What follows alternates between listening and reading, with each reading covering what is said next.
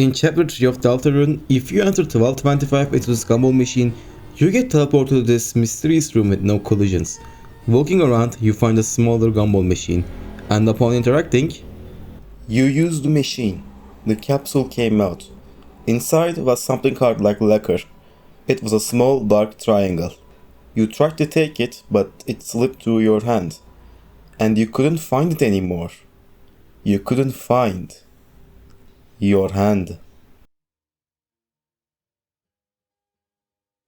Okay, so what's going on here? Among the fanbase in the past few weeks, I've never seen a theory that is at the same time evidenced by solid concrete information, yet so incredibly obvious at the same time. The theory is that at some point in the game, Kris will lose one of their hands. While this idea is not new to Chapter 3 and 4, since a couple small things point to it in the first two chapters, it wasn't so common until recently. And now that all the evidence for it is compiled in front of me, I can tell you this. There is so much more foreshadowing to this than you think. So many little details that all point to it, with this secret dialogue being the key that holds them all together. Yet, without those small details, I don't think this Gumball dialogue would have been all that convincing. In other words, it's my favorite kind of theory.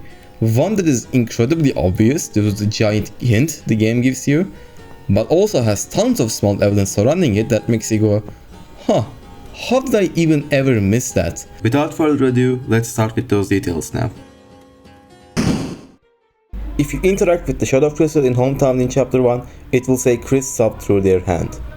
Before Chapter 3, most people, including me, thought this was referring to Kris not existing or not being there when whatever alternate vision the Shadow Crystals showed, but this interaction is now completely recontextualized. Now that we kinda know Shadow Crystals show the prophecy as it was supposed to happen, we can now explain this text here as Kris's hand being missing rather than the entirety of Kris. If you beat up Birdly while he's mind controlled or something in Chapter 2, he will break himself free from the wires and the sun will not work because of it, even when he returns to the light world. While it's not exactly clear what happened to him, physically it looks like it's paralyzed or broken somehow. Of course, Birdly is not the first character to lose something while trying to break free of their own strings. Spamton loses everything to gain freedom, and Kris is also literally a heart on a string, so you see where I'm going. This is foreshadowing. Birdly fries his arm to break free from Queen's control, Spamton dies when his strings are cut. I wonder if Kris will attempt something similar. Midway through the night fight, if Susie is not down, she will start talking to the night, and if Kris is also not down at the time, she will say this. The important part is at the end. As long as Kris has got a hand to lift me up with, you're never gonna win, you hear me? Even in my first playthrough of this game, I thought this was worded strangely. Why not say something like, as long as my friends are there to lift me up? Why exclude Ralsei in this? Well, we now know why. As long as Kris has got a hand to lift me up with, huh, Susie? Well, I wouldn't be so sure. If you don't know, Toby has been suffering wrist problems during the development of Deltarune. According to him, there will be times he couldn't play music or code, causing him to be the limiting factor during the development of Deltarune, even causing him to switch to a speech-to-text based setup. Now, look at the way he talks about it. I don't want to get too deep into this because I feel it's in bad taste to discuss this too much, but I have to point it out. It's clear that his injury has affected him greatly, so the idea of a major hand injury to one of the main characters would not be foreign to him. But that's not it. That screenshot was cropped. He was actually talking about a singer friend of his, Amane Kanata, and how she is losing her hearing in one ear. She then made a song about this exact thing, about an angel who lost one of her rings and thinks he couldn't fly anymore, even though she still could. What's more relevant is the way Toby talks about this. I always liked your singing voice. I found it to be very distinct and kind of personal sounding. Combined with her angel aesthetic, I felt I had the potential to make a really cool song with her. So I asked her and it happened. Thanks to Camelia's amazing production skills and Kanata's distinct voice, the song ended up being really special. Actually, I liked it so much, even from the instrumental demo stage, I felt like if this idea gets rejected, maybe I can use it in Deltarune. Meaning the idea of this song, the idea that you can achieve your dreams by overcoming loss, is close enough to a plot point in Deltarune that it could be repurposed. Specifically, Kris's weapons are pens in the light world. You kinda need a hand to use a pen. Or weapons. In this section, after interacting with the piano in between the two dark worlds in Chapter 4, you get this conversation. And at the end here, if you pick I will never play piano again, Kris will cough to prevent Susie from hearing what we wanted to say. But if you're in the weird rut, this is completely different. Watch.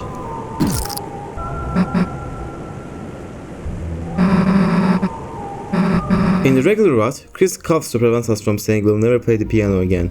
In the weird rut, they bite their own hand. If Kris bit their tongue instead or something like that, it will be different, but the fact that it's a completely different body part here tells me it's really significant. Something is going to prevent them from playing the piano at some point. I think we can say it's probably referring to the hand they bite. It would be hard to play the piano with one hand after all, although maybe not so much considering Toby's progress update about his wrist from earlier. Those two pieces of evidence really go hand in hand. Okay, heads up, we are heading into pure insanity from now on with this one. While naming Kris for tennis games, you only have 3 characters to work with. By default, key RS is written in it if you skip to this section by sleeping at the start of the chapter. Now, watch this. First, I'll write Kris here. And then I'll write it again using the spelling that is used in tennis game. Now, I'll copy paste it below for comparison. And now I'm going to switch the font to our favorite royal scientist's favorite font, Wingdings. And now take a look at this. The hand symbol is the letter I that is missing. Okay, maybe this was a bit too much. During this auto conversation in Noah's basement, if you wait before cutting the power off, you can listen to these two talk about a severed hand in some in-universe movie. Considering how much Deltarune self-references and stuff using its own in-universe media, yeah, this could happen. Okay, this one's funny. Here in the queen fight when she loses and then she goes, "But there's one thing you three will never possess. Detachable hands." Yeah, this is ironic foreshadowing pretty much. I really don't think you can consider this as just a joke anymore, just look at the previous point. Look at these couches.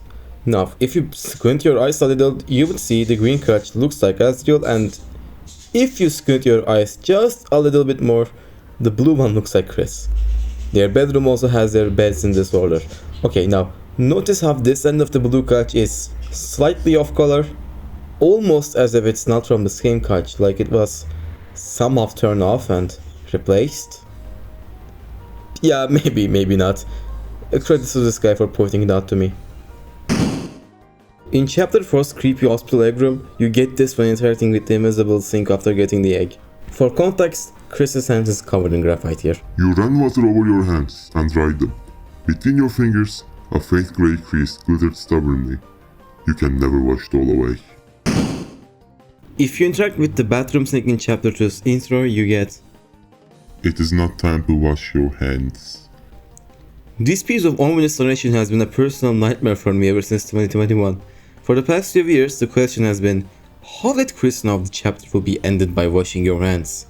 Now it's, how did Kris know the chapter for egg room? Regardless, it's obvious Kris feels guilty of something. And while the question of what exactly is someone else's 50-minute video concept, again, for right now, the extra attention given to Kris's hands is definitely noteworthy. And yes, that's about it. So we got a little crazy at the end there, but you see what I mean, right? The evidence for this is not that exhaustive, yet it feels really obvious somehow. And it's not just me. Well, regardless, let's finish with a bit of speculation on what this could mean. For fun. Spamton is a puppet on strings who could not function once his strings were cut.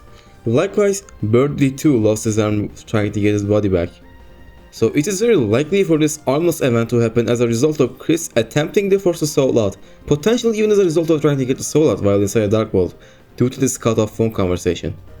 Now, consider the blood conscious dialogue from earlier. The severed hand disappears and then moves without its owner, then attacks its owner. And if you subscribe to the idea we'll switch over to Nevada as a part of the Weird Rot, this makes complete sense. We still don't know what the point of the Weird Rot is after all. What if it's to get past Kris? After having forced us out in a place they're not supposed to, like the Dark World, and then potentially losing an arm because of it, we are stopped from whatever we wanted to do by Kris, or someone else.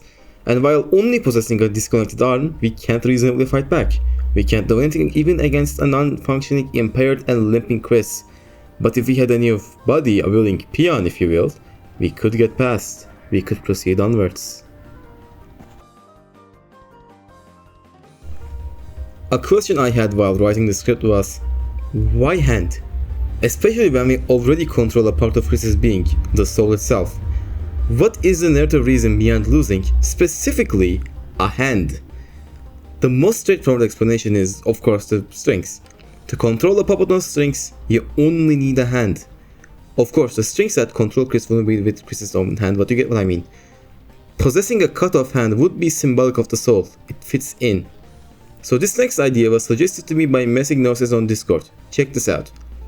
This is a dog amalgamate from Undertale, right? And as I'm sure you know, it pops up again in Deltarune for some reason. This time it's black, has cat-like ears, and has Fran's face on it. But also, this time it has one less leg. 5. Now look at this. Is this endargony shaped thing the actual hand that pulls the strings and makes it ring? Is it the hand of the devil that's Gaster? Is it Gaster's cat? I don't know, but hands. One major idea around the night is that it's somehow a form of death engulfed in darkness, and while I don't actually have a clue what those words mean exactly, a knight's body is able to shapeshift many times. Their mouth turns into a visor, their bat turns into a sword, their mouth and chest literally tear open while roaring, and their entirety turns into a ball like Samus. So the idea here is that Kris gets a new prosthetic hand later that is this very same darkness, a black hand that can turn into a sword and a shield. Now that's already really cool, but it also fits the functionality of Kris's already shapeshifting sword and shield. Kris appears to have replaced the vessel as the cage with human parts in the prophecy. Therefore, if this injury was stated in the prophecy, it would have happened to the vessel. And the vessel, while being a vessel, wouldn't have actually felt anything, probably. But now that Kris is the one carrying the soul, they would have been the one to inherit that injury from the vessel. While it's not really clear if Kris would know of this, if Kris doesn't, this could be the breaking point of the knight's conspiracy between Carol, Knight and Kris. It already looks like Kris is being coerced into playing the vessel, or at least doing it somewhat unwillingly. So if Carol or the knight, or just whichever of them is the ringleader here, did not mention this detail to Kris would have all the reason to switch sides. And I do think the game will end with the soul and Kris making up, like how Ezreal and Frisk do in Undertale. This would be a good time to start with the Kris and player truce. And yeah, that's it. Thanks for watching. I have like 10 more Deltarune video ideas, and I'll probably only have the time to do like 3 of them maximum, so I don't know. I don't think I'll have the time to do the mythical 12-hour long, unwatchable long video / solo podcast of my grand ideas for Deltarune, unfortunately. If I do another video, it will probably be on data mining the game. I have been keeping a list of interesting and lesser known discoveries in the code, so that might be a top 10 video or something. Anyway, thanks for watching again, and bye.